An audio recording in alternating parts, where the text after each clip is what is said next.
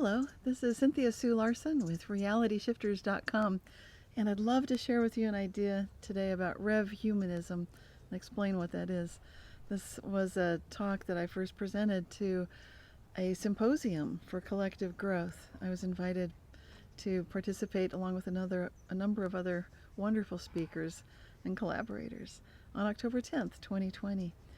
So today I'd like to talk about Revhumanism rising, actuating high-level sovereign agency. And the idea here is that at this time, with robots, artificial intelligence, and the singularity on the horizon, we've reached a crossroads for the future of humanity, where we can either choose to put faith in technology to inspire us and lead the way. Some of us think of this in terms of transhumanism, or we can choose to put faith in life force energy in each of us, the earth and the cosmos. This is what I'm talking about, Revhumanism. Technologies are not inherently evil. The risk of loss of sovereignty comes not so much from the technology itself as from idolizing those technologies, thinking of them or assuming them that they're higher, greater, or more than a living conscious cosmos or God. We can see that we've reached a decision point that was prophesied thousands of years ago by many spiritual faiths and traditions. A picture of this decision point was literally carved in stone on the Hopi Prophecy Rock. Here I'm holding it up. You can kind of see it. And here's the creator. There are two paths that man can take going forward. This one on the bottom is actually showing a lot of history, things that have happened. At the time the rock was carved, it was going forward. It was predicting World Wars I and II, and that we'd deal with that. But this upper path is the technology path, and really the Hopi discuss how humans have done this before. We get tempted by technologies, we kind of crash things, and we've done it so many times. So this is not hardly the first time that we've done it. The world has flooded, and they believe in that. A lot of these stories that they tell are not just myth or story. They really believe these things have occurred. And this prophecy rock, which this is just the pictorial interpretation of what's carved in the stone. You can go look this up. It's at Oraibi, Arizona. And this rock is actually telling the story of 3 previous human worlds having been destroyed. And the thing that happened was people became greedy. They worshipped technology as if it were a god. They fought with each other, and they forgot the original purpose of humanity, to honor the earth as the source of life and sustenance. Now those 2 paths going forward into the future, there's the upper one, which kind of fizzles out, and then there's the lower one. The difference is that the one on top is the technological one, where people get tempted by the technologies, as apparently we've done before. And that's at the expense of caring for each other and the earth. And it fizzles out and disappears. The lower path continues on indefinitely, and it is for those humans who continue to care for each other and the earth. So let's talk about transhumanism. Where did that word come from? What's this about the singularity? What is this other option? So biologist Julia Huxley, she's the one that coined the word transhumanism in 1927. She wrote that the human species can, if it wishes, transcend itself. We need a name for this new belief. Perhaps transhumanism will serve us. Man remaining man, but transcending himself by realizing new possibilities. Now, modern-day transhumanism focuses on technologically augmenting human bodies and brains. It does this through biohacking solutions, which come through genetic engineering, robotics, information, and nanotechnology. And these all are geared to bypass normal biological limitations, and that includes mortality. So the promise of this transhumanism, it looks wonderfully tempting because it ranges from wearable technology to prosthetics, which can be very necessary, all the way to immortality through uploading a person's neural network to a computer system.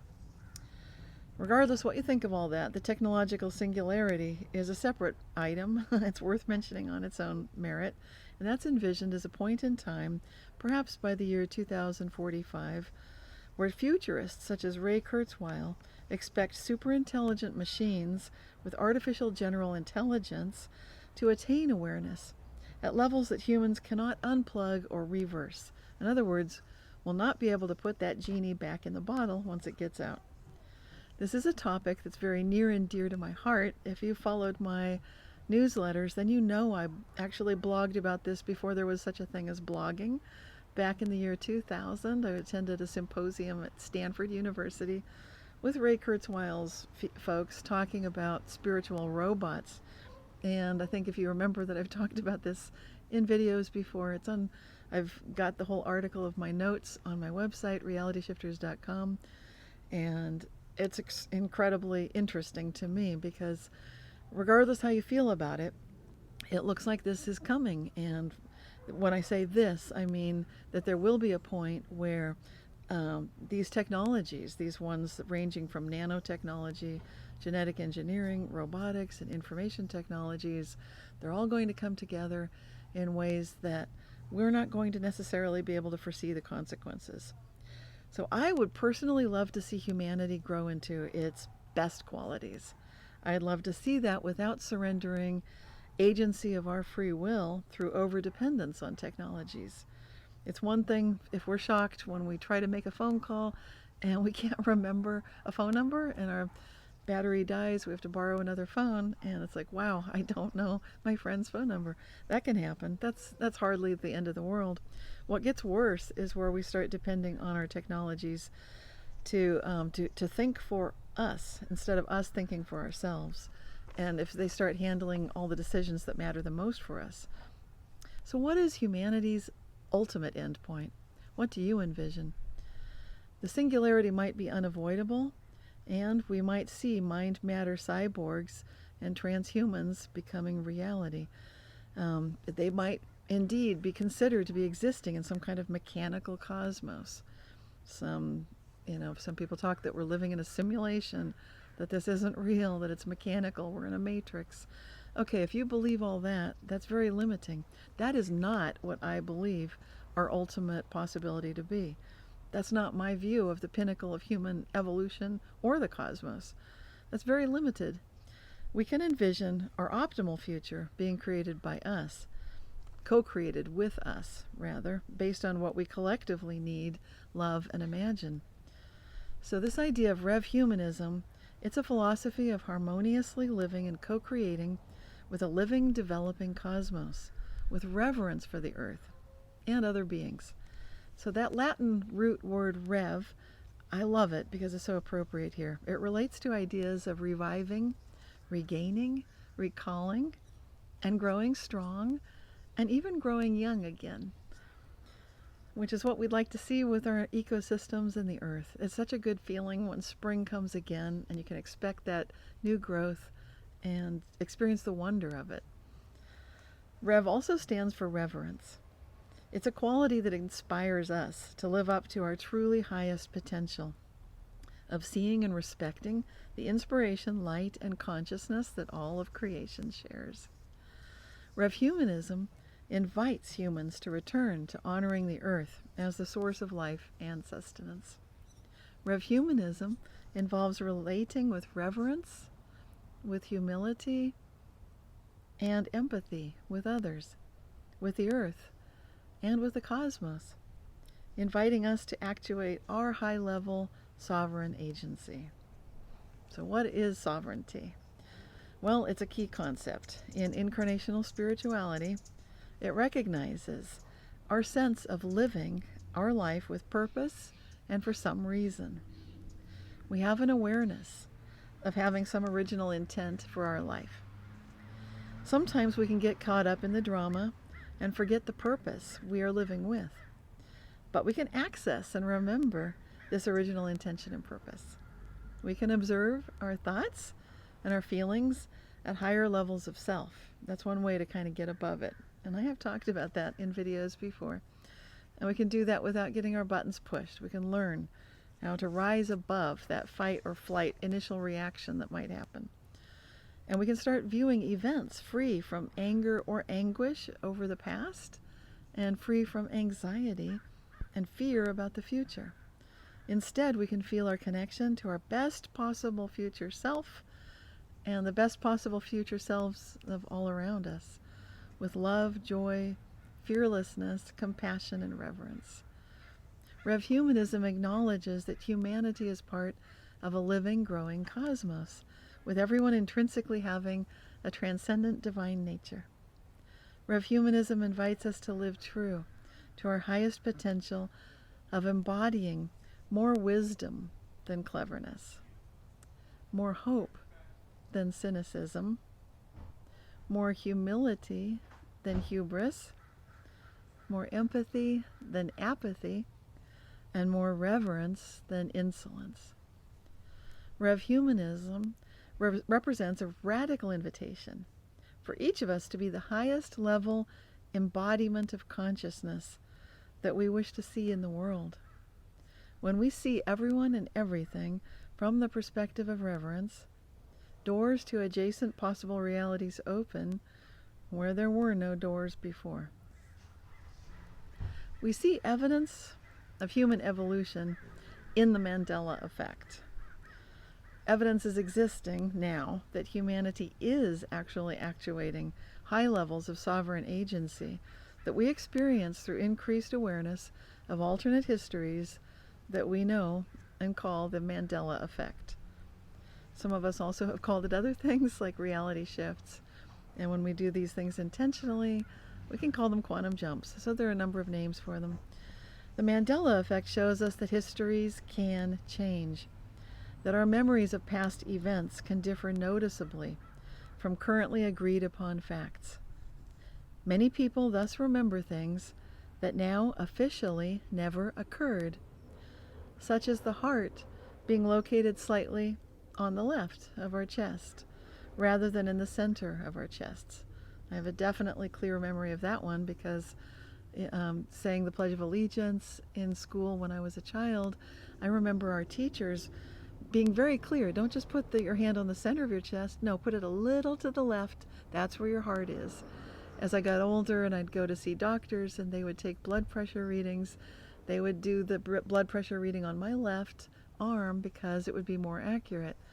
Now that's no longer necessary. Our hearts have moved to the center, which is just one of many, many, many changes. I find that one pretty unmistakable for me. It's hard for me to give credit to that for some misremembering or confabulation or what have you. To me, there's so many things that are clearly different. That's one of many. People are now sharing these memories of their different histories and sometimes experiencing reality shifts where things appear, disappear, transform, or transport. Mary Rose Barrington called that just one of those things, or jot, and she tracked that back all the way through the early 1900s, back into the late 1800s, and that was through the Society for Psychical Research in England. And we've got Tony Jinks in Australia showing that there's disappearing object phenomena, DOP. So these are other researchers showing that this is happening, has been happening for quite some time. But going back to the Mandela effect, insights from this Mandela effect are providing us with clues that we all naturally possess quantum superpowers. These are best employed in accordance with spiritual wisdom. Shared experiences of Mandela effects, reality shifts, and miraculous changes to reality demonstrate what profound differences observational perspective can make. We see this also with the placebo effect, as I describe in my book, Quantum Jumps. The majority of Mandela effect experiencers are empaths.